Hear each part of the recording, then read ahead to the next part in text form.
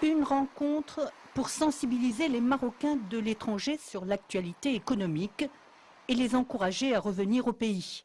Les grands groupes d'activités devaient apporter des réponses concrètes sur les opportunités en termes d'emploi et de création d'entreprises. Il faut argumenter pour convaincre et ce n'est pas toujours simple. Ce n'est pas une question qui va se faire du jour au lendemain. Il faut venir prospecter, voir. Il y a la possibilité d'être entrepreneur soi-même, il y a la possibilité de travailler dans des groupes internationaux, dans des groupes marocains.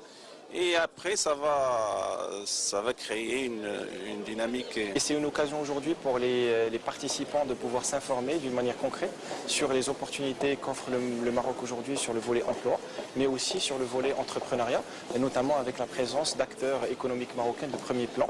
Grâce à ce genre de rencontres, plus d'une centaine de diplômés de haut niveau rentrent chaque année au Maroc. Ce forum aura certes des retombées positives pour les jeunes et pour les responsables d'entreprises.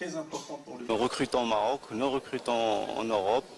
Il y a de grands potentiels ici en France et nous espérons avoir de bons crus cette année. Et nous avons vu des CV qui étaient très intéressants. Ce forum m'intéresse énormément donc pour voir un petit peu, me mettre au courant et voir un petit peu les opportunités qui se présentent aujourd'hui au Maroc. Je suis venu aujourd'hui à ce forum premièrement pour avoir plus d'informations, de témoignages sur des gens qui sont déjà rentrés au Maroc et deuxièmement pour assister à pas mal de conférences qui seront organisées avec des invités de qualité. Les jeunes diplômés des écoles françaises se distinguent par une grande expertise et un niveau très pointu en termes de formation. Leur apport est une valeur ajoutée pour l'entreprise marocaine. Cela dit, le Maroc reste ouvert aux Marocains d'ailleurs.